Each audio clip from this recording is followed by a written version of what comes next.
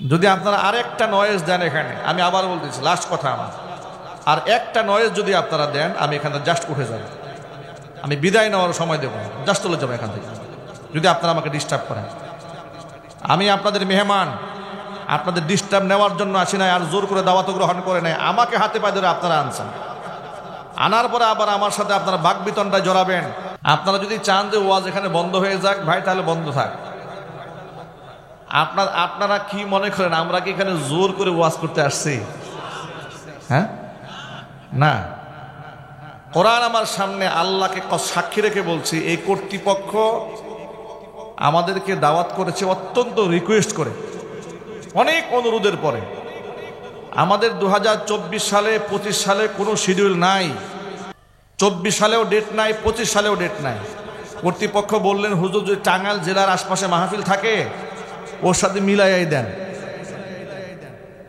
কথা ভালো করে শোনেন, এই রেকর্ড হচ্ছে কথা, ভালো করে শোনেন, যে টাঙ্গাইল জেলার আশপাশে মাহফিল থাকলে মিলাই দেন, অসুবিধা নেই। আমাদের তো আগে করেন বা পরে করেন, এভাবে মিলাই দেন। আমার যিনি সহকারী, যিনি ডায়েরি লেখেন, তার সাথে যোগাযোগ করে টাইম মেনটেন করে এখানে আমাকে স্টেজে রাত 8টায় উঠানোর কথা, এইভাবে ডেট কনফার্ম করা হয়েছে। আসার পরে আজকে তিনি অনুরোধ করেছে যে হুজুর আমাদেরকে 1 ঘন্টা পরে উঠেন। কথা বুঝতে পেরেছেন? আমি তাদের অনুরোধ রক্ষা করেছি। অন্য বক্তা হলে এতক্ষণ চলে যেত। আমি দেখা যাচ্ছি ভদ্রতা দেখায় বড় বিপদে আছে এখানে এখন। কি বলেন আপনারা? আমি আপনাদের এত আবদার রক্ষা করলাম, কিন্তু আপনারা ভদ্রতা রক্ষা করতে পারেন না। কথা বলেন ভাই, ঠিক কিনা বলেন? আমি যদি আপনাদের এতগুলো রিকোয়েস্ট রক্ষা করতে পারি, তো আপনারা কেন এর বিশৃঙ্খল পরিবেশ তৈরি করতেছেন? এতক্ষণ অনেকগুলো কথা বলা যেত, আপনারা এই মিস্টেকটা করলেন। আমি জ্ঞানজাম করে কথা বলার আমার কোনো আগ্রহ নাই এখানে। জোর করে আধা ঘন্টা চায় নেবেন, এটা তো চরম বিয়াদবি। কি বলেন? এটা নিতান্ত বিয়াদবি করা হচ্ছে এখানে। এটা ওয়াজ করার আগে আগে আদব শিখবেন। আলেমদেরকে কিভাবে রিসিভ করতে হয়, তাদের সাথে কিভাবে কন্ট্যাক্ট করতে হয়, কারা যোগাযোগ করেছে তাদেরকে কথা বলবেন। মেহেরবানি করে কথা বলবেন না, মেহেরবানি কথা বলবেন। যতক্ষণ কথা চলবে চুপ থাকতে হবে। আপনারা যদি ওয়াদা করেন আমি ওয়াজ করব, আপনারা ডিস্টার্ব করতে পারবেন না। ওয়াদা করে হাত তোলার আগে ভালো করে তোলেন। যদি একজন আমাকে ডিস্টার্ব করেন, এদিক সেদিক করেন, আমি কিন্তু চলে যাবো উঠে এখান থেকে। এ কথা যেন মনে থাকে। কথা আগে বুঝবেন। আপনারা দাওয়াত করছেন সেদিন, আর লোকেরা দাওয়াত করছে 1 বছর আগে। এটাও তো আপনাদের চিন্তা করতে হবে, ঠিক না ভাই? আল্লাহ তাআলা আমাদের বুঝার তৌফিক দান করেন। কোরআন মাজিদ আল্লাহ রাব্বুল আলামিন সকল সমস্যার সমাধান রেখেছেন। একটি মুসলিম সমাজ কোরআনে কারিমের পরিপূর্ণ গাইডলাইন যদি ফলো করে, তাহলে এর সুফল এমন হবে যে কোনো মানুষকে গোয়েন্দা দিয়ে পাহারা দেওয়ার কোনো প্রয়োজন হবে না। প্রত্যেকটা মানুষ নিজেই নিজের পাহারাদার হয়ে যাবে।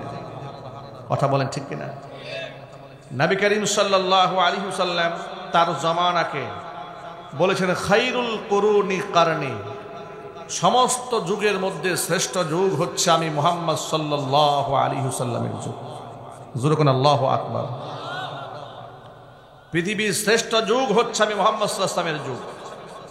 সুম্মাল্লাযীনা ইয়ালুনাহুম সুম্মাল্লাযীনা ইয়ালুনাহুম, এরপরে পরবর্তী জামানার তুলনায় তার আগের জামানা, তার পরবর্তী যুগের তুলনায় তার আগের যুগ, এটা হচ্ছে শ্রেষ্ঠ যুগ। শ্রেষ্ঠ যুগ কেন হলো? যে কোরআন দিয়ে শ্রেষ্ঠ যুগ বানানো হয়েছিল, সেই কোরআন আজও হুবহু আগের মতো সংরক্ষিত অবস্থায় আমাদের কাছে আছে না? না। কিন্তু আমরা এত অবহেলিত হলাম কেন? আমাদের ঈমান এত দুর্বল হলো কেন? কেন আজকে বাতিলরা আমাদের দিকে রক্ত চক্ষু করে তাকায়? কেন তারা আমাদের দিকে কোনো রূপ, আমাদের প্রতি তাদের কোনো ভয় নাই, কোনো ত্রাস নাই? অথচ এমন অবস্থা হয়েছে, একমাত্র আমিরুল মুমিনিন খলিফাতুল মুসলিমিন ওমরে ফারুক রাদিয়াল্লাহু তাআলা আনহুর শাসনামলে তৎকালীন যুগের মহাপরাশক্তি রোম এবং পারস্য সম্রাটেরা রাতের বেলায় ঘুমাতে পারত না। যে কোনো মুহূর্তে ইসলামের সৈনিকরা তাদের রাজত্ব কেড়ে নেবে। আল্লাহু আকবার বলেন। এত প্রভাব কেন ছিল তাদের মধ্যে? পারস্য সম্রাটের মনে, রোম সম্রাটের মনে খুব স্বপ্ন জাগলো, কোন থিমে মুসলিমরা রাষ্ট্র পরিচালনা করছে, মুসলিমদের খলিফাদের আমাল কি, এটা একটু জানা দরকার। এই জন্য তারা সেখান থেকে রোম সম্রাটের পক্ষ থেকে গোয়েন্দা পাঠিয়েছে। গোয়েন্দা পাঠিয়ে দেওয়ার পরে তারা মদিনায় এসেছে। মদিনায় আসার পরে মদিনার লোকদেরকে জিজ্ঞেস করেছে, তোমাদের প্রেসিডেন্টকে? মদিনার সাহাবীরা বলেছে, আমাদের কোনো প্রেসিডেন্ট নাই। তো কি আছে? বলে, আমাদের একজন আমির আছে। সুবহানাল্লাহ বলেন। আমাদের কোনো প্রেসিডেন্ট নাই, আমাদের কোনো রাজা নাই, আমাদের কোনো বাদশাহ নাই, আমাদের একজন খলিফা আছে, আমাদের একজন আমির আছে। তিনি হচ্ছেন আমিরুল মুমিনিন খলিফাতুল মুসলিমিন ওমর ইবনুল খাত্তাব রাদিয়াল্লাহু তাআলা। রোম বাদশার পক্ষ থেকে প্রেরিত লোকেরা বলল, আমরা রোম সম্রাটের পক্ষ থেকে প্রতিনিধি এসেছি মদিনায়, তোমাদের সম্রাটের সাথে, তোমাদের আমিরের সাথে, রাজার সাথে সাক্ষাৎ করতে চাই। তিনি কোথায় আছে তোমরা কেউ বলতে পারবে? এলাকার লোকেরা বলল, কিছুক্ষণ আগে শুনেছিলাম তার নাকি একটা উট হারায় গেছে, তিনি উট তালাশ করতে বের হয়েছে। সুবহানাল্লাহ কি বাড়ি গিয়ে বলবেন? এ কথা শুনে রোমের বাদশার প্রেরিত লোকেরা অবাক হয়ে গেছে। বলে কি, এত বড় শাসকের উট হারায় গেছে, উট খুঁজতে শাসক নিজে বের হয়ে গেছে, এ কি আজীব কথাবার্তা। বলে, হ্যাঁ, উনি একটু আগে এদিকে ছিলেন, এরপরে উনি উট খুঁজতে বের হয়েছে। সুবহানাল্লাহ বলবেন না ভাই? যার ভয়ে রোম পারস্য সম্রাট থরথর করে কাঁপছে, তিনি উট তালাশ করতে গেছে। কি বিস্ময়কর কথাবার্তা। জিজ্ঞেস করলেন, তাহলে এক কাজ করো, তিনি কোন দিকে গেছেন আমাকে একটু নিয়ে চলো। একজন সাথী খলিফাতুল মুসলিমিন যেদিকে গিয়েছেন সেই দিকে এই মেহমানদেরকে নিয়ে রওনা হয়েছেন। অনেক খোঁজাখুঁজির পর গিয়ে দেখে প্রচন্ড গরমের মধ্যে মরু প্রান্তরে একটা ইট মাথায় দিয়ে হযরত উমর শুয়ে আছে। আরো জোরে কোন সুবহানাল্লাহ।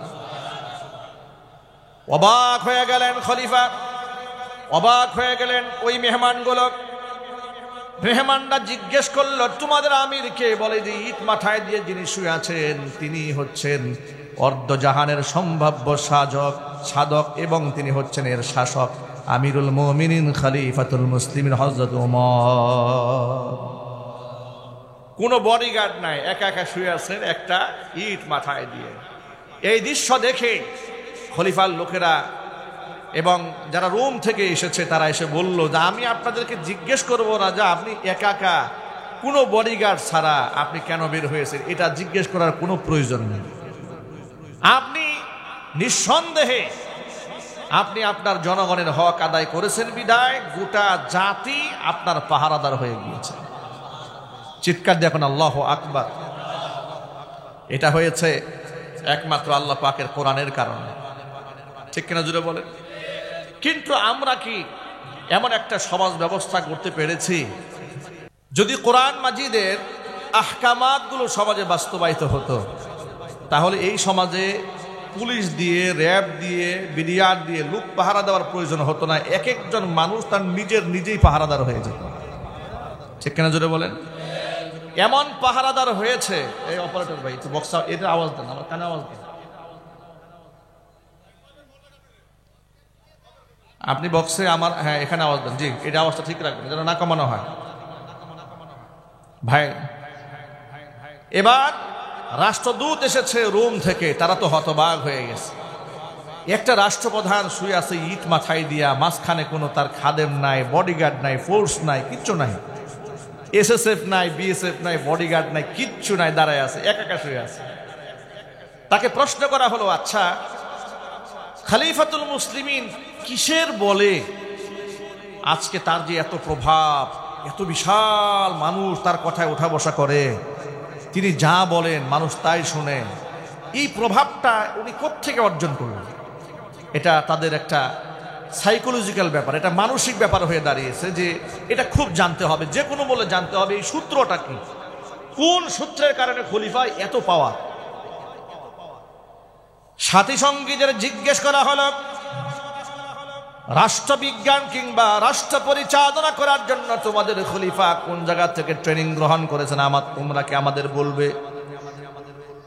এলাকার লোকেরা বলল তিনি কোনো বিশ্ববিদ্যালয়ে পড়াশোনা করেননি, বড় কোনো ব্যক্তির সান্নিধ্যে গিয়া বিশ্ববিদ্যালয়ে সার্টিফিকেট গ্রহণ করেন নাই, তবে তিনি একজন মহামানবের সান্নিধ্য গ্রহণ করেছিলেন খেজুর গাছের ছায়ায় বসে। তার নাম কি? মুহাম্মদ রাসূলুল্লাহ সাল্লাল্লাহু আলাইহি ওয়াসাল্লাম। তার সান্নিধ্য গ্রহণ করে তিনি জীবনে দুটা শিক্ষা অর্জন করেছেন। এক নাম্বার শিক্ষা হলো তিনি কখনো মিথ্যা কথা বলেন না, এটা হচ্ছে তার জীবনের চরম শিক্ষা। জীবনে একটা মিথ্যা শব্দ মুখ থেকে তিনি ভুলে উচ্চারণ করেন না, জোরে কোন সুবহানাল্লাহ। এটা হলো একটা পাঠ। আরেকটা শিক্ষা গ্রহণ করেছেন রাসূলের কাছ থেকে, তিনি কাউকে ধোঁকা দেন না এবং কারো কাছ থেকে তিনি ধোঁকাও খান না। আল্লাহু আকবার বলেন। এটা হচ্ছে তার রাষ্ট্র পরিচালনার থিম। তিনি সত্যের উপর অবিচল থাকেন, অসত্যকে কখনো প্রশ্রয় দেন না, এটা হচ্ছে এক নাম্বার গুণ তার। আরেকটা গুণ হচ্ছে কোনোদিন কাউকে তিনি ধোঁকা দেন না এবং তিনি কারো কাছ থেকে ধোঁকা খান না। এই যোগ্যতা তিনি অর্জন করেছেন বিশ্বনবী মুহাম্মদ রাসূলুল্লাহ সাল্লাল্লাহু আলাইহি ওয়াসাল্লামের সান্নিধ্য গ্রহণ করে। চিৎকার দেখুন আল্লাহু আকবার। এই জন্য সততা, ন্যায়পরায়ণতা, ইনসাফ এবং আদালত এটা অত্যন্ত গুরুত্বপূর্ণ একটা ইস্যু মুসলমানদের জন্য।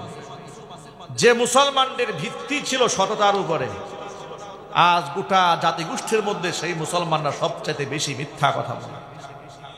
কথা বলেন ঠিক কিনা বলেন? ইউরোপ আমেরিকায় যান, অমুসলিম দেশ। জাপানে যান, জাপানের অধিকাংশ নাগরিক তারা আল্লাহকে বিশ্বাসী করে না। তারা বিশ্বাস করে যে এই দেহ একদিন নষ্ট হয়ে যাবে, পচে গলে হাড্ডি সার হয়ে যাবে। অধিকাংশ মানুষ আল্লাহকে বিশ্বাসই করে না। তারা বলে দেয়ার ইজ নো গড। আল্লাহকে বিশ্বাস না করেও এতটা সত্য জীবনযাপন তারা এমনভাবে শিখেছে যে সেই দেশে আপনি কাউকে ধোঁকা দিতে পারবেন না, কাউকে ঘুষ দিতে পারবেন না।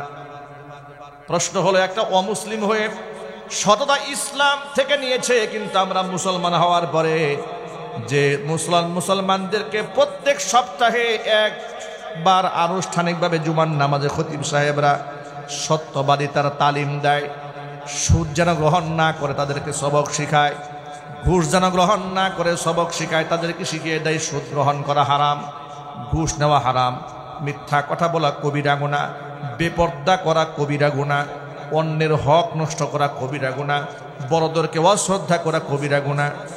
এত কিছু হাতে করে করে যে জাতিকে শেখানো হয় প্রত্যেক সপ্তাহে আনুষ্ঠানিকভাবে জুমার নামাজে খতিব সাহেবরা, এত কিছু শেখানোর পরেও বাস্তবতা পুরো ভিন্ন হয়ে দাঁড়িয়েছে। এই মুসলমানেরা তামাম পৃথিবীর মধ্যে সবচেয়ে বড় মিথ্যাবাদী জাতিতে আজকে পরিণত হয়েছে। এই জন্য এত বিপদ আমাদের উপরে আসে, চরম মুসিবত কেন আসে? কোরআন সামনে আছে, কোরআন বিশ্বাস করে না, মিথ্যা কথা বলে। ঠিক না জোরে বলে? অথচ মিথ্যা কথা বলা শুধু হারাম নয়, এটা ডাবল পর্যায়ের হারাম। কেমন হারাম? আল্লাহ নবী বলেন, আলা উনাব্বিউকুম বিআকবারিল কাবাইর, আমি কি তোমাদের কি কবিরা গুনার মধ্যে আরো সবচেয়ে ভয়াবহ কবিরা গুনার কথা বলে দিব না? সাহাবায়ে কেরাম বললেন, আপনি নিশ্চয়ই বলে দিবেন। নবী করিম সাল্লাল্লাহু আলাইহি সাল্লাম বললেন, আকবারুল কাবাইরি সালাসা, তিনটা গুনাহ হচ্ছে কবিরা গুনার মধ্যেও জঘন্যতম কবিরা গুনাহ। এক নাম্বার হচ্ছে আল ইশরাকু বিল্লাহ, আল্লাহর সাথে শরীক স্থাপন করা। দুই নাম্বার হচ্ছে উকুকুল ওয়ালিদাইনি, পিতা মাতার নাফরমানি করা। তিন নাম্বার হচ্ছে কওলুজ জুর ও শাহাদাতুজ জুর, মিথ্যা কথা বলা অথবা মিথ্যা সাক্ষ্য দেওয়া। তাহলে আল্লাহর সাথে শরীক স্থাপন করা এটা ছোটখাটো কবিরা গুনাহ নাকি মারাত্মক লেভেলের কবিরা গুনাহ? এতে কোনো সন্দেহ আছে? এক নাম্বার। দুই নাম্বার, ওয়ালিদাইনি, পিতা মাতার নাফরমানি করা, এটা ছোটখাটো কোনো বিষয় নয়। অনেক মানুষ মনে করে আমি তো দান করি, সদকা করি, নামাজ পড়ি, রোজা রাখি, বউরে পর্দা করায়। বাপ মার প্রতি একটু অবহেলা হলে অসুবিধা কি? কসম আল্লাহ, ইসলাম শুধু নামাজ রোজার কথা বলে নাই, 30 পারা কোরআন এত বড় গ্রন্থ আল্লাহ নাজিল করে শুধুমাত্র 5টা কথা বলার জন্য নাজিল করেননি। আল্লাহ রাব্বুল আলামিন এখানে এই পৃথিবীর মানব জীবনে সংগঠিত হওয়া এমন কোনো বিষয় নাই যে বিষয় নিয়ে আল্লাহ পাকে আলোকপাত করেন নাই। আল্লাহ কোরআনে বলেন, ওয়ানাজ্জালনা আলাইকাল কিতাবা তিবয়ানাল লিকুল্লি শাইইন ওয়া হুদাও ওয়া রাহমা ওয়া বুশরা লিল মুসলিমিন। নবীজি, আপনার উপরে এমন কিতাব নাযিল করেছি, তিবয়ানাল লিকুল্লি শাইইন, সব কিছুর বর্ণনা সুস্পষ্ট করে দিয়েছি। এটা হচ্ছে হিদায়াত, এটা হচ্ছে সত্য পথের দিশা দেবে। ওয়া রাহমাতান, এটা হচ্ছে রহমত। ওয়া বুশরা লিল মুসলিমিন, এবং মুসলমানদের জন্য সুসংবাদ। জোরে জোরে বলেন সুবহানাল্লাহ। আমার যুবক ভাইরা, তাহলে 1 নাম্বার কাজ হচ্ছে শিরক থেকে আমাদের বাঁচতে হবে। আপনারা এক বাক্যে জবাব দেবে, আপনারা সকলে বলেন, এই জমিনের মালিককে, আসমানের মালিককে, সার্বভৌমত্বের মালিককে। আমাদের দেশের সংবিধানে লেখা আছে সার্বভৌমত্বের মালিক হচ্ছে জনগণ। এই শিরকি শব্দ সংবিধান থেকে বাদ দিতে হবে। আওয়াজ নাই কেন আপনাদের? কে বিএনপি, কে জাতীয় পার্টি, কে জামাত ইসলামী, কে আওয়ামী লীগ, মুসলমানের সন্তান হলে ঠিক বলতেই হবে, এর পক্ষে কথা আপনাকে উচ্চারণ করতেই হবে। যদি আপনি আল্লাহকে বিশ্বাস করেন, কোরআন বলেছে ওয়ালিল্লাহি মিরাসুস সামাওয়াতি ওয়াল আরদ, আসমান জমিনের উত্তরাধিকার সম্পদ এটা আল্লাহর মালিকানা। আল্লাহ যাকে খুশি তাকে দান করেন, নেতৃত্ব দেওয়ার জন্য, খেলাফত করার জন্য। কিন্তু মনে রাখবেন, মালিকানা মানুষের নয়, মালিকানা কার? আরো জোরে বলেন। সংবিধানের এই অংশটা পরিবর্তন করার দরকার আছে না নাই? অন্তর্বর্তীকালীন সরকার ডক্টর মোহাম্মদ ইউনূস রাষ্ট্রের বিভিন্ন গুরুত্বপূর্ণ ব্যক্তিদের পক্ষ থেকে পরামর্শ গ্রহণ করছেন সংবিধান পুনঃসংস্কার করার জন্য। আলেম ওলামারা ইতোমধ্যে লিখিতভাবে সংবিধানে কিছু প্রস্তাবনা পেশ করেছেন। আমরাও ওয়াজ মাহফিলে জনগণকে সচেতন করে বলতেছি, আপনি রাজনীতি করেন, আপনি আপনার জায়গায় থাকেন, কিন্তু যেহেতু 90 থেকে 95% মুসলিম অধ্যুষিত এই দেশ, এদেশের অধিকাংশ মানুষ মুসলমান, তাদের দৃঢ় বিশ্বাস, ঈমান ও আকীদা হচ্ছে আমার জান, আমার মাল সবকিছুর মালিককে, সার্বভৌমত্বের মালিককে। সুতরাং সংবিধানে যে কুফরি শব্দটা লেখা হয়েছে এটা বাদ দিয়ে সংবিধানে লিখতে হবে সার্বভৌম ক্ষমতার মালিক একমাত্র আল্লাহ রাব্বুল আলামিন। কথা বলেন না কেন ভাই? লেখা আছে জনগণ সর্বময় ক্ষমতার অধিকারী। লা হাওলা ওয়ালা কুওয়াতা ইল্লা বিল্লাহ। জনগণ ক্ষমতার মালিক। ক্ষমতার মালিক কে? আল্লাহ পাক ক্ষমতার মালিক। এই জন্য এগুলো পরিবর্তন করতে হবে। আমার প্রিয় বন্ধুগণ, শিরিক এমন ভয়াবহ গুনাহ, মানুষের আমলকে বরবাদ করে দেয়। কোনো ব্যক্তি যদি শিরিক করে মারা যায়, এই দুনিয়াতে তার যত ভালো কাজ আছে সব বরবাদ হয়ে যায়। কিয়ামতের দিন শিরিকের গুনাহ যে ব্যক্তি করে মারা গেছে, এমন ব্যক্তির জন্য কোনো নবী আল্লাহর দরবারে মাগফিরাত কামনা করতে পারবে না, কোন রাসূল কথা বলতে পারবে না, এমনকি কোনো ইমানদার ব্যক্তি রবের সামনে দাঁড়িয়ে কথা উচ্চারণ করতে পারবে না মুশরিকদের ব্যাপারে। কোরআন মাজিদ আল্লাহ তাআলা স্পষ্ট জানিয়ে দিয়েছেন সূরা তাওবা, মা কানা লিন-নাবিয়্যি ওয়াল্লাযীনা আমানু আইয়াস্তাগফিরু লিল মুশরিকিন ওয়ালাউ কানু উলি কুরবা মিন বা'দি মা তাবায়্যানা লাহুম আন্নাহুম আসহাবুল জাহিম। মা কানা লিন-নাবিয়্যি, কোন নবীর এটা অধিকার থাকবে না, ওয়াল্লাযীনা আমানু, কোন ঈমানদার ব্যক্তিরও সুযোগ থাকবে না, আইয়াস্তাগফিরু লিল মুশরিকিন, শিরকের গুনায় জর্জরিত কোন মুশরিকের জন্য তারা আল্লাহর কাছে মাগফিরাত কামনা করবে, এই পারমিশন নাই।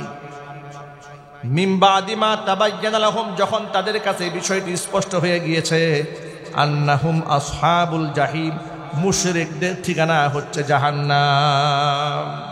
মুশরিকদের ঠিকানা কি? আরো জোরে বলেন। ফয়সালা কি হুজুরের না আল্লাহ? এটা কোনো হুজুরের ফতোয়া নয়, এই ফতোয়া হচ্ছে আল্লাহ সুবহানাহু ওয়া তাআলার। মুশরিকদের ঠিকানা জাহান্নাম। এখন আপনি বলেন মুশরিক কাকে বলেন? যে গুণটা, যেই সিফাতটা আল্লাহর থাকা দরকার। কথা একটু ভালো করে বুঝেন। আল্লাহর গুণের সাথে যদি কোনো ব্যক্তি মানুষকে মিলায় দেয়, আল্লাহর ক্ষমতার সাথে কোনো ব্যক্তি যদি অন্য যে কাউকে মিলায় দেয়, সে হতে পারে গাছ, হতে পারে মাছ, হতে পারে গরু, হতে পারে বড় কোনো পীর, হতে পারে কোনো অলি, কোনো কামেল, কোনো দরবেশ, কোনো পাঠক, যা কিছু হতে পারে। যদি আপনি আল্লাহর ক্ষমতাকে অন্যের উপর ভাগ করে দেন, এটা হলো শিরিক। এটা কি জোরে বলেন? শিরিক। উদাহরণস্বরূপ আপনাদেরকে বলি, ওমরে ফারুক রাদিয়াল্লাহু তাআলা আনহু, তিনি মক্কাতুল মুকাররমায় আপনার কাবা চত্বর দাঁড়ালেন। কাবা চত্বরে একটা পাথর আছে, নিশ্চয়ই আপনারা জানেন। পাথরের নাম হচ্ছে হাজরে আসওয়াদ। নাম কি ভাই জোরে বলেন তো? হাজরে আসওয়াদ মানে কালো পাথর। এই পাথরটা জান্নাত থেকে যখন এসেছে তখন এটা কালো ছিল না, এটা দুধের চেয়েও সাদা ছিল। মানুষের গুনায় এগুলাকে চুষে নিতে নিতে পাথরটা সম্পূর্ণ কালো হয়ে গিয়েছে। জোরে কোন আল্লাহু আকবার। ওমরে ফারুক রাদিয়াল্লাহু তাআলা আনহু ওই পাথরকে ডেকে বলছে, পাথর, আমি বিশ্বাস করি তোমার মধ্যে কোনো ক্ষমতা নাই, তোমার কোনো ক্ষমতা নাই, সমস্ত ক্ষমতার মালিক আল্লাহ রাব্বুল আলামিন। এরপরও আমি তোমাকে চুমা দেই কেন জানো? আমার নবী তোমাকে চুম্বন করেছেন, এই জন্য চুম্বন করি, কিন্তু বিশ্বাস করি তোমার ক্ষমতা নাই, ক্ষমতার মালিককে। আকীদা একদম পরিষ্কার। ওই যে দেখেছেন না, বাংলাদেশে যখন ভাস্কর্য বিরোধী আন্দোলন হলো, বাংলাদেশের তথাকথিত কিছু বুদ্ধিজীবী বলল যে ভাস্কর্য তো আরব দেশেও আছে। এ কথা বলতে বলতে এক পর্যায়ে গিয়া বলে কাবা ঘরটাও এক পর্যায়ের ভাস্কর্য। দেখছেন অবস্থাটা, মাথায় কেমন শয়তান পেশাব করে দিয়েছে। বলে কাবা ঘরটাও এক পর্যায়ে ভাস্কর্য। নাউযু বিল্লাহি মিন যালিক। একটা কথা বলেছে। আরেকটা শ্রেণী যারা হিন্দু, অনেক সময় বিতর্কের খাতিরে তারা বলে যে আমরাও পাথরের সামনে সেজদা দেই, তোমরাও দাও। আমরা হয়তো এই দেবদেবীর সামনে, দুর্গার সামনে সেজদা দেই, তোমরা তো দাও, কাবা ঘরের সামনে গিয়ে সেজদা দাও। কাবার ঘরকে, ওটাও তো একটা পাথরের তৈরি, তোমরা এখানে গিয়ে সেজদা দাও। এই কথার জবাবটা আপনাদেরকে শিখাই দেয়। আপনারা বলবেন আমরা কাবা ঘরকে সেজদা দেই না, কাবা হচ্ছে আমাদের কিবলা। কিবলা মানে দিক। কিবলা মানে কি জুড়ে বলেন তো ভাই? এখন আপনি বলবেন তো ওই দিকে ঘুরে দেই কেন? এটা আল্লাহ পাক কাবাকে ইন্না আউওয়ালা বাইতি উযিআ লিন-নাসি লাল্লাযী বিবাক্কাতা মুবারাকাও ওয়া হুদাল লিল আলামিন, গোটা পৃথিবীর মধ্যে মানুষের জন্য তৈরিকৃত প্রথম ঘরের নাম হচ্ছে কাবা ঘর। সুবহানাল্লাহ বলবেন না? এটা গোটা পৃথিবীর মিডল, গোটা পৃথিবীর কি একেবারে মিডল। এটাকে আল্লাহ তাআলা মাঝখানে কেন সেট করেছেন? এটা আল্লাহর হিকমা, যাতে করে গোটা বিশ্ব পরিমণ্ডলীয় যত মানুষ আছে চতুর্দিক থেকে একদিকে রুখ করে রবের সামনে সেজদায় পড়তে পারে। এই জন্য কাবা ঘরকে আল্লাহ তাআলা পৃথিবীর মাঝখানে সেট করে দিয়েছেন। আমরা কাবাকে সেজদা দেই না, আমরা সেজদা দেই কাকে বলেন তো ভাই? আল্লাহকে আমরা সেজদা দেই। ফাইনামা তুওয়াল্লু ফাতাম্মা ওয়াজহুল্লাহ, যেখানে তাকাও সেখানেই তুমি আল্লাহকে পাবে। কিন্তু কাবা ঘরকে সেজদা দেয় কেন? শৃঙ্খলা বজায় রাখার জন্য আল্লাহর নির্দেশ। আল্লাহ হুকুম করেছেন কাবা ঘরের দিকে মুখ করে সেজদা দেব কাকে? আল্লাহকে। আমরা কাবা ঘরকে সেজদা দেই। এমন বিশ্বাস করি না যে কাবা ঘরের কোনো ক্ষমতা আছে, আমরা বিশ্বাস করি সমস্ত ক্ষমতার মালিককে। চিৎকার দিয়ে বলুন মালিককে। এটা অন্তরে ধারণ করবে। কোন প্রকার ভাস্কর্য মুসলমান সমর্থন করতে পারে না, কোন প্রকার মূর্তি মুসলমান সমর্থন করতে পারে না। এমনকি মুসলমানের টাকায় কোন প্রকার মূর্তি এটা বানাবে, এটাও মুসলমান সহ্য করতে পারবে না। বিগত স্বৈরাচারীর আমলে আলেম ওলামারা সরকারের বিরুদ্ধে দাঁড়িয়ে গিয়েছিল, যখন তারা রাষ্ট্রের টাকা দিয়ে রাস্তায় রাস্তায় মূর্তি বানানো শুরু করে দিয়েছিল। আলেমরা বুঝিয়ে বলেছে এগুলার মধ্যে মৃত ব্যক্তির জন্য কোনো সম্মান নাই, এগুলার মধ্যে আছে অসম্মান। তারা কথা আমলে নেয় নাই, জোর করে বানিয়েছে। এবার প্রমাণিত হয়েছে কিনা আপনারা বলেন? এই সমস্ত মূর্তি বানাইয়া যে মানুষকে সম্মান দেওয়া যায় না, তার প্রমাণ তো তারা পেয়েছে। আলেমদের কথা না শুনে উল্টা আলেমদের নামে মামলা দিয়া জেলখানায় ঢুকিয়ে দিয়েছে। কিন্তু অল্প দিনের ব্যবধানে যে সমস্ত দেবদেবী সমতুল্য মূর্তি তারা বানিয়ে মুসলমানদের কলিজার মধ্যে আঘাত দিয়েছিল, অল্প দিনের ব্যবধানে মুসলমান সন্তানেরা তার মাথার মধ্যে বসে পেশাব করে দিয়েছে।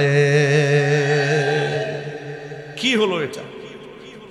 আলেমরা যে এত বললো তা আপনারা তো শুনলেন না। এগুলা হচ্ছে শিরকের সবচেয়ে বড় উপকরণ হচ্ছে মূর্তি। শিরকের সবচেয়ে বড় উপকরণ কি? মূর্তি। এটা হালাল না হারাম? আরো জোরে বলে। কোরআন এটাকে নাপাক বলেছে। কে নাপাক বলেছে?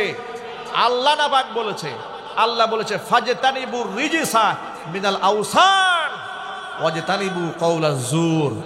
দুইটা জিনিস পরিহার করবা, মূর্তির নাপাকি পরিহার করবা আর মিথ্যা কথা পরিহার করবা। জোরে কোন সুবহানাল্লাহ। এই দুনিয়ার কোন মানুষ যদি শিরিক করে মারা যায়, শিরিক করে মানুষ যদি মারা যায়, যত বড় পীরের মুরিদ হোক না কেন, কসম আল্লাহর, কিয়ামতের দিন কোনো কাজে আসবে না। শিরিকের মতো ভয়াবহ গুনাহ যার আমলনামার মধ্যে আছে, ওর জিন্দেগি শেষ। শিরিক ভয়াবহ গুনাহ। কশিন কালেও আল্লাহ তাআলা শিরকের গুনাহ ক্ষমা করবেন না বলে কোরআনে আল্লাহ ঘোষণা দিয়েছেন, ইন্নাল্লাহা লা ইয়াগফিরু আন ইউশরাকা বিহি ওয়া ইয়াগফিরু মা দুনা যালিকা লিমান ইয়াশা ওয়া মান ইউশরিক বিল্লাহি ফাকাদ ইফতারা ইসমান আযীমা।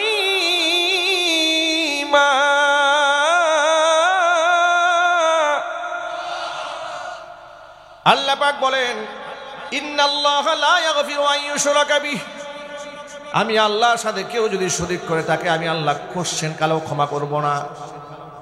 ওয়া ইয়াগফিরু মা দুনা যালিকা লিমান ইয়াশা, শিরকের গুনাহ ছাড়া যে ব্যক্তি গুনাহ করেছে, যাকে খুশি তাকে আমি আল্লাহ তাআলা মাফ করে দেব। ওয়া মান ইউশরিক বিল্লাহ, আমার সাথে কেউ যদি শরীক করে, ফাকাদ ইফতারা ইসমান আযীমা, মারাত্মক মিথ্যা অপবাদের বোঝা সেই ব্যক্তি আমার উপর আরোপ করে। জাতির পিতা ইব্রাহিম আলাইহিস সালাতু ওয়াস সালাম, কিয়ামতের দিন তার পিতা আজরের সাথে তার সাক্ষাৎ হবে। হাদিস শরীফের মধ্যে এসেছে, ইয়ালকা ইব্রাহিমু আবাহু আযর ইয়াউমাল কিয়ামাহ ওয়া আলা ওয়াজহি আযর কতরাতুন ওয়া গাবারাতুন ফায়াকুল আলাম আকুল লাকা লা তাসিনি। ইব্রাহিম আলাইহিস সালাতু ওয়াস সালামের পিতা আজরের সাথে কিয়ামতের দিন তার দেখা হবে। আজরের চেহারা থাকবে ধুলোমলিন, একেবারে বিধ্বস্ত চেহারা, বিষণ্ণ চেহারা। ইব্রাহিম তার বাবাকে বিপদগ্রস্ত অবস্থায় দেখে বাপকে ডাক দেয়, বলবে, আলাম আকুল লাকা লা তাসিনি, আমি কি আপনাকে বলি নাই যে আপনি আমার কথার সীমা লঙ্ঘন করবেন না, এই সমস্ত শিরক করবেন না, মূর্তির পায়ে সেজদা দেবেন না, নিষেধ করে নাই। ভয়াবহ বিপদ থেকে আজর ইব্রাহিমের হাতে হাত রেখে বলবে, ফালিয়াউমা লা আসিক, বাবা তোমার হাতে হাত রেখে বলছি আজকের পর থেকে তোমার কথার বাহিরে আর চলবো না। ফায়দা আছে? বলেন না ফায়দা হবে? আল্লাহকে ডাক দিয়ে ইব্রাহিম আলাইহিস সালাম বলবেন, আশান্বিত হয়ে বলবেন, আয় আমার রব, ইন্নাকা ওয়া'আদতানি আল্লাহ তুখজিয়ানি ইয়াওমা ইউবাসুন, আল্লাহ তুমি তো আমার সাথে ওয়াদা করেছিলে পুনরুত্থান দিবসে তুমি আমাকে অপমানিত করবে না, লাঞ্ছিত করবে না। আমি ইব্রাহিম খলিলের জন্য এর চেয়ে বড় অপমান আর এর চেয়ে বড় লজ্জার কি হতে পারে? আমি থাকবো জান্নাতে আর আমার বাবা থাকবে জাহান্নামে। ভাইরা আমার, আপনার বাবাকে যদি স্টেশনে পেটানো হয়, আপনি সন্তান হয়ে বলবেন যে আমি কোনো মতে মান সম্মান নিয়ে ফিরে আসছি? কি বলেন? আমার বাবাকে ইচ্ছা মতো জুতা দিয়ে পিটাইছে, আর আপনি রাস্তায় দৌড়ায় দৌড়ে বলতেছেন মানির মান আল্লাহ রাখে, কোনো মতে আল্লাহ আমার ইজ্জতটা বাঁচাইছে নাকি? কি খুশি হবেন আপনি? এর মানে ইব্রাহিম আলাইহিস সালাম আল্লাহকে বলেন, আল্লাহ এর থেকে আমার জন্য অপমান লজ্জা কি হতে পারে? আমি ইব্রাহিম থাকবো জান্নাতে, আমার বাবা থাকবে জাহান্নামে। আল্লাহ তুমি না বলছো আমাকে বেইজ্জত করবা না? ফায়াকুলুল্লাহ, আল্লাহ তখন বলবেন, ইব্রাহিম ইন্নী কাদ হাররামতুল জান্নাতা আলাল কাফিরিন, এই দুনিয়ার সমস্ত কাফেরদের জন্য আমি আমার জান্নাতকে হারাম করে দিয়েছি।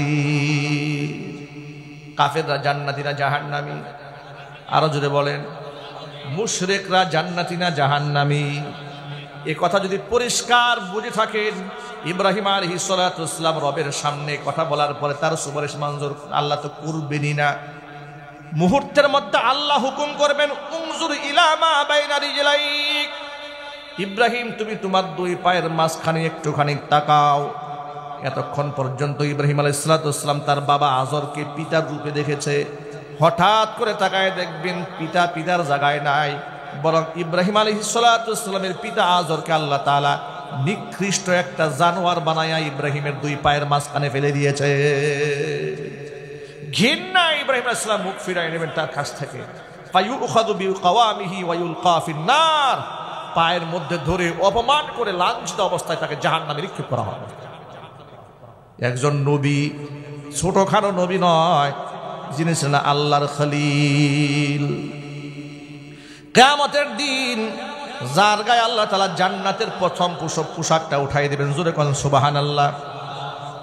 এমন একজন ব্যক্তি নিজের বাবাকে সুপারিশ করে জান্নাতে নিয়ে যেতে পারছে না, তাহলে একটু আন্দাজ করেন, কোন মুশরিককে কোন পীর সাহেব সুপারিশ করে জান্নাতে নিতে পারবে?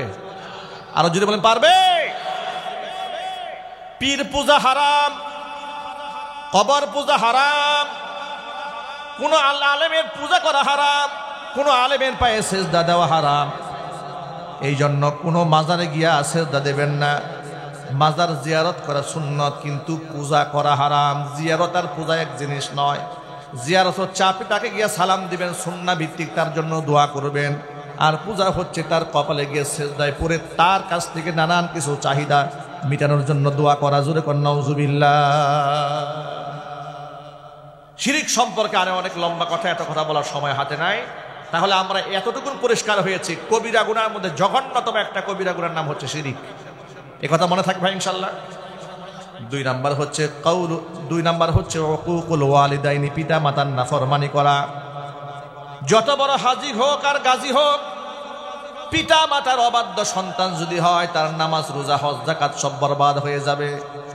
এই জন্য বাবা মা যাদের বেঁচে আছে, কসম আল্লাহ, বাপ মা আমাদের সংসারের বোঝা নয়, বাপ মা হচ্ছে আমাদের জান্নাতে যাওয়ার সিঁড়ি। আল্লাহ নবীর কাছে প্রশ্ন করা হলো, মা হাক্কুল ওয়ালিদাইনি আলাইনা ইয়া রাসূলুল্লাহ, ও আল্লাহর রাসূল, বাপ মার কতটুকু হক আমাদের উপরে আছে? নবীজি বললেন, হুমা জান্নাতুকা ওয়া নারুকা, বাপ মাই তোমার জন্য জান্নাত, বাপ মাই তোমার জন্য জাহান্নাম।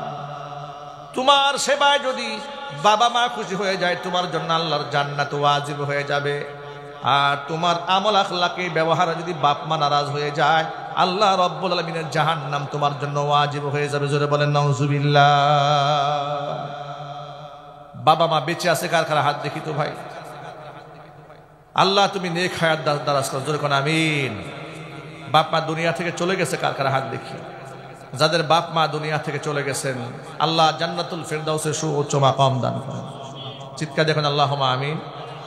এই যে শীতের সিজন এসেছে, বাপ মাকে সুন্দর সুন্দর কম্বল কিনে দেবেন, বাপ মাকে ভালো ল্যাপ কিনে দিবেন, বাবা মাকে ভালো জামা কিনে দিবেন, ভালো জুতা কিনে দিবেন। বাবা মার কষ্ট হয় কিনা খোঁজ খবর রাখবেন। তার মৃত্যু পর্যন্ত, তার একেবারে আমৃত্যু আপনি তার সেবক হয়ে থাকবেন। বলেন ইনশাআল্লাহ। আমরা কি বাপ মার সেবা করতে পারবো তো? ইনশাআল্লাহ। বাবা মার পেছনে টাকা খরচ করা বুঝা মনে করবেন। কেন? আমার উপার্জিত টাকায় সর্বপ্রথম হক হচ্ছে আমার মা বাবা।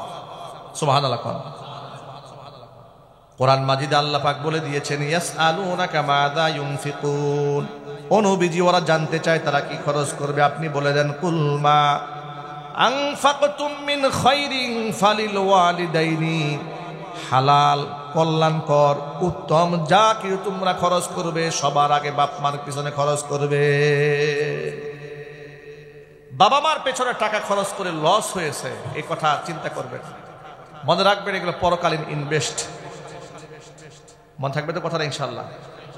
জাবের রাদিয়াল্লাহু তাআলা আনহু একজন বিখ্যাত সাহাবী, রাসূলের কাছে রাসূল পাক সাল্লাল্লাহু আলাইহি ওয়াসাল্লামের সান্নিধ্যে তিনি ছিলেন। তিনি বলেন, জনৈক ব্যক্তি এসে নিজের বাবার নামে নালিশ দিয়ে রসুলের কাছে বলছে, হে আল্লাহ রসুল, আমার বাবা আমার পকেটের টাকা আমার পারমিশন ছাড়াই খরচ করে। রসুল বুঝতে পারলেন যে সন্তান বিচার দিচ্ছে কার নামে? বাবার নামে। রসুল সাল্লাল্লাহু আলাইহি ওয়াসাল্লাম কি জবাবটা দিলেন? হুজুর বললেন, আনতা ওয়া মালুকা লিওয়ালিদিকা, এরে বেটা, শুধু তোমার সম্পদ কেন, তুমি নিজে এবং তোমার সম্পদ পুরোটাই তোমার বাবা। কথা বুঝেন আপনারা? ছেলে বলতেছে আমার পকেটের টাকা আমার বাবা পারমিশন ছাড়া খরচ করে। রসুল বললেন, শুধু পকেটের টাকা কেন বেটা, তুইও তোর বাবা। সুবহানাল্লাহ বলবেন না? সুতরাং নিজের উপার্জিত সম্পদে বাপ মার বিরাট হক আছে। এটাকে আমার মা বোনরা নিশ্চয় আমার কথা শুনতে পাচ্ছেন। মা বোনদেরকে বলছে, মায়েরা বোনেরা, আপনার স্বামী আপনার শ্বশুর শাশুড়ির পেছনে টাকা ব্যয় করতে গেলে নিরুৎসাহিত করবেন, উৎসাহিত করবেন, বাধা হয়ে দাঁড়াবেন না। এ কথা বলবেন না যে সব দায়িত্ব কি তোমার একা নাকি, তোমার আর অন্যান্য ভাই আছে না, এই কথা বলবেন না। বরং আপনি তাকে উদ্বুদ্ধ করবেন। আপনি যদি আপনার শ্বশুর শাশুড়ির পেছনে আপনার স্বামীকে টাকা বেশি ব্যয় করতে উদ্বুদ্ধ করেন, এক সময় আপনিও শ্বশুর শাশুড়ি হবেন। আপনার সন্তানরাও আপনার সাথে সেই মুআমালা করবে যেই মুআমালা আপনি আপনার শ্বশুর শাশুড়ি করেছেন। কথা বলেন ঠিক কিনা? কামা তাদিনু তুদানু, যেমন কর্ম তেমন ফল। একদিন আপনিও শাশুড়ি হবেন, একদিন আপনিও শ্বশুর হবেন। সুতরাং মুআমালা পরিষ্কার করে নেন। পশ্চিমারা, অমুসলিমরা বৃদ্ধ মানুষকে জীবনের শেষ সময়টাতে কাটাবার জন্য কুকুর এবং বিড়াল দিয়ে দেয়। কুত্তা বিড়াল নিয়ে সময় কাটাও, তোমাদেরকে সময় দেওয়ার মতো সময় আমাদের হাতে নাই। ইসলাম বলে, খবরদার, হুমা জান্নাতুকা ওয়া নারুকা, তোর বাপ মা তোর জান্নাত, তোর বাপ মা তোর জাহান্নাম। বাপ মা খুশি, আল্লাহ খুশি। বাপ মা নারাজ, আল্লাহ নারাজ। বাপ মাকে নারাজ করা যাবে? আল্লাহ নবী সাল্লাল্লাহু আলাইহি ওয়াসাল্লাম সাহাবীদের মাঝখানে এসে বললেন, ও সাহাবীরা শোনো, তোমরা এই দুনিয়াতে আসার আগে বনী ইসরাইল সম্প্রদায়ের 3 জন ব্যক্তি দূর সফরে কোথাও বের হয়েছিল। সারা দিন চলার পরে তারা রাতের বেলায়, সন্ধ্যাবেলায় সিদ্ধান্ত নিল যে রাতটা যদি কোনো মতে কাটাই দিতে পারতাম। 3 জন ব্যক্তি গুহার মধ্যে আশ্রয় নিয়েছিল রাত কাটাই দেওয়ার জন্য। রাতের বেলায় বড় বজ্রপাত হওয়ার কারণে পাহাড়ের উপর থেকে বড় একটা পাথরের টুকরা এসে গর্তের মুখটা আটকায়া যায়। 3 জন ব্যক্তি মনে মনে ভাবলো, এখানে যদি আমরা মরে গলে পচে হাড্ডি সার হয়ে যায়, কেউ জানতেও পারবে না, চিৎকার করে কোনো লাভ হবে না, সাহায্য কেউ করতে পারবে না। কিন্তু যেখানে কেউ সাহায্য করতে পারে না, একজন করতে পারেন, তিনি কে? যেখানে কেউ শোনেন না, একজন শোনেন, তিনি কে? তারা 3 জনের সিদ্ধান্ত নিল, আমরা আমাদের জীবনের শ্রেষ্ঠ ইবাদতের বিনিময়ে রবের কাছে আজকে সাহায্য প্রার্থনা করব। প্রথম ব্যক্তি আল্লাহর কাছে হাত তুললেন, রব্বুল আলামিন, আমার ঘরে আমার বৃদ্ধা মা আছে, বৃদ্ধ বাবা আছে, আমি আমার বাপ মাকে এত প্রাধান্য দিই, বাপ মার মুখে খাবার তুলে দেওয়ার আগ পর্যন্ত নিজে খাবার খাই না, সন্তানদের মুখেও খাবার তুলে দেই না। এভাবে আমার চলতেছিল। আমার একদিন রাতের বেলায় বাড়ি ফিরতে আমার দেরি হয়ে যায়। বাড়ি ফিরে গিয়ে দেখি আমার বৃদ্ধা মা ঘুমিয়ে পড়েছে, বৃদ্ধ বাবাও ঘুমিয়ে পড়েছে, সন্তানরা জেগে আছে, ক্ষুধার যন্ত্রণায় ছটফট করছে। তারা খাবার চাইলো, আমার কাছে খাবার দিলাম না। সারা রাত বাপ মার পাশে খাবার নিয়ে দাঁড়িয়ে থাকলাম। সকালবেলা বাপ মার ঘুম ভাঙার পরে বাপ মাকে আগে খাবার দিয়েছি, এরপরে সন্তানদের খাবার দিয়েছি। রব্বুল আলামিন, এই কাজটা যদি একমাত্র তোমার খুশির জন্য করে থাকে, মেহেরবানি করে আজকের বিপদ থেকে আমাকে বাঁচায়া দাও। আল্লাহর নবী সাল্লাল্লাহু আলাইহি ওয়াসাল্লাম বলেছেন, দোয়া করতে দেরি হয়েছে, আল্লাহর কাছে কবুল হতে দেরি হয় নাই। পাথরটাকে সাথে সাথে আল্লাহ তাআলা গর্তের মুখ থেকে কিঞ্চিত পরিমাণ দূরে সরিয়ে নিয়েছে। যতটুকু সরেছে বের হওয়া সম্ভব নয় একসাথে। এবার দ্বিতীয় ব্যক্তি হাত তুলছে, রব্বুল আলামিন, আমার বাড়িতে দিন মজুররা কাজ করেছে, টাকা দিয়ে বিদায় করে দিয়েছি, একজন ব্যক্তি টাকা ছাড়াই চলে গেছে, বড় পেরেশান হয়ে গেলাম, গরিবের টাকা আমি কি করব? বড় পেরেশান হয়ে গেলাম, তাকে টাকা দেওয়ার জন্য খুঁজে পেলাম না। ওই টাকাটা সংরক্ষণ করার জন্য আমি ওই ব্যক্তির নামে ছাগল কিনলাম, বাচ্চা হলো, বাচ্চা বিক্রি করে গরু কিনলাম, গাবি কিনলাম, বাচ্চা হলো, বিক্রি করে উট কিনলাম, গরু ভেড়া বকরি দুম্বা দিয়ে এলাকা ভরে ফেললাম। বহুদিন পর লোকটা এসেছে তার পাওনা নেওয়ার জন্য। আমি তাকে বললাম, ওই মরু প্রান্তরে যা দেখতে পাও সব তোমার কামাই করা নিয়ে যাও। লোকটা বলল, এটা কি আপনি দুষ্টমি করেন, আমার সাথে মজাক করেন? সামান্য কিছু টাকা পাবো আপনার কাছে? তিনি বললেন, না, তোমার উপার্জিত টাকা দিয়েই তিল তিল করে আমি তোমার জন্য এগুলো করেছি, নিয়ে যাও। লোকটা সব নিয়ে চলে গেল। চিল্লাই করে সুবহানাল্লাহ। রব্বুল আলামিন এই কাজটা যদি মাত্র তোমার খুশির জন্য করে থাকে, আজকের বিপদ থেকে আমাদের বাঁচাইয়া দাও। নবীজি বলেছেন, দোয়া করতে দেরি হলো, কবুল হতে দেরি হয় নাই। সাথে সাথে গর্তের মুখ থেকে পাথরটাকে আল্লাহ কিঞ্চিত পরিমাণ দূরে সরাই নিলেন। এখন কিছুটা আলো বাতাস ঢুকতে শুরু করেছে, কিন্তু যতটুকু ফাঁকা হয়েছে একজনও বের হওয়া সম্ভব নয়, বাকি আছে একজন। তৃতীয় ব্যক্তি হাত তুললেন। রব্বুল আলামিন, আমার একজন সুন্দরী চাচাতো বোন ছিল, আমি তার প্রেমাসক্ত ছিলাম দারুণ ভাবে। জীবনে বহুবার তাকে অন্যায় প্রস্তাব দিয়েছি, রাজি হয় নাই। এলাকার মধ্যে দুর্ভিক্ষ যখন দেখা দিল, আমার বোনটা আমার জন্য সাহায্যের জন্য হাত বাড়িয়েছে। আমি তাকে কন্ডিশন দিয়ে দিলাম যে প্রস্তাব দিয়েছিলাম, যদি রাজি হও তোমাকে আমি 100 স্বর্ণ মুদ্রা দেব। বোনটি নিরুপায় হয়ে যান বাঁচাবার তাকিদে রাজি হয়ে গেল। 100 স্বর্ণ মুদ্রা দিয়ে দিলাম। আমি যখন তার সাথে মিলিত হওয়ার জন্য গিয়েছি, আমাকে ডাক দিয়ে বলল, ইত্তাকিল্লাহ, আল্লাহকে ভয় করো। সুবহানাল্লাহ বলেন। জাহান্নামের আগুনকে ভয় করো।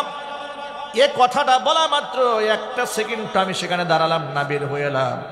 রব্বুল আলামিন, একমাত্র তোমার ভয়ে যদি এখান থেকে আমি বের হয়ে এসেছি, এটা যদি তুমি মনে করো, মেহেরবানি করে আজকের বিপদ থেকে আল্লাহ তুমি আমাদেরকে হেফাজত করে নাও। নবীজি বলেন, দোয়া করতে দেরি হয়েছে, কবুল হতে দেরি হয় নাই। সাথে সাথে আল্লাহ রাব্বুল আলামিন পাথরটাকে সম্পূর্ণ সরাই দিয়া গর্তের মুখটা 3টা ব্যক্তির জন্য উন্মুক্ত করে দিয়েছে। সে আল্লাহ এখনো আছে না নাই? আরো জোরে বলেন। তাহলে বাপ মার সেবাও যদি কেউ ইখলাসের সাথে করে, শুধুমাত্র পরকালে বাঁচবেন তা নয়, দুনিয়ার বিপদ থেকে আল্লাহ পাক বাঁচাই দিবেন। আল্লাহ তাআলা যেন আমার বাপ মাদের সেবা করার তৌফিক আমাদের দান করে। জোরে কোন আমিন।